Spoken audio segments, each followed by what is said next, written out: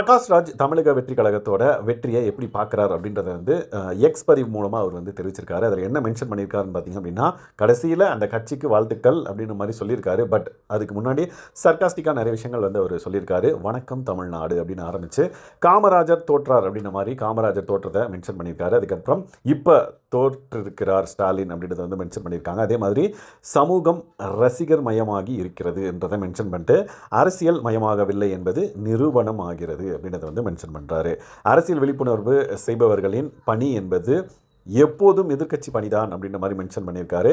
தொடர்ந்து பயணிப்போம் அப்படின்றத வந்து மென்ஷன் பண்ணியிருக்காரு. அண்ட் தென் வெற்றி பெற்றவர்களின் மக்கள் பணி சிறக்க வாழ்த்துக்கள், ஜஸ்ட் ஆஸ்கிங் அப்படின்ற மாதிரி ஹேஷ்டேக் போட்டு அந்த பர்டிகுலர் எக்ஸ் பதிவை முடிச்சிருக்காரு.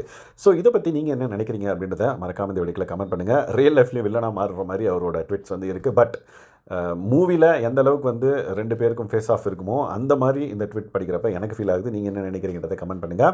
ஒருத்தரோட வெற்றியை ஸ்பெசிஃபிக்காக அவரை மென்ஷன் பண்ணி கூட விஷ் பண்ணலை. பட் அவர் விஷ் பண்ணணும்னு அவசியம் கிடையாது. பட் விஷ் பண்ணியிருந்திருக்கலாம். ஏன்னா இவ்வளோ ஒரு மேசிவ் விக்ட்ரி வந்து ரொம்ப வருஷத்துக்கு அப்புறம் வந்து நம்ம இந்த இந்தியா பார்க்குது அப்படின்னு சொல்லலாம். அண்ட் தென் இதுதான் ஹிஸ்டாரிக் விக்ட்ரி இன் தமிழ்நாடு அப்படின்னு நம்ம சொல்லலாம்.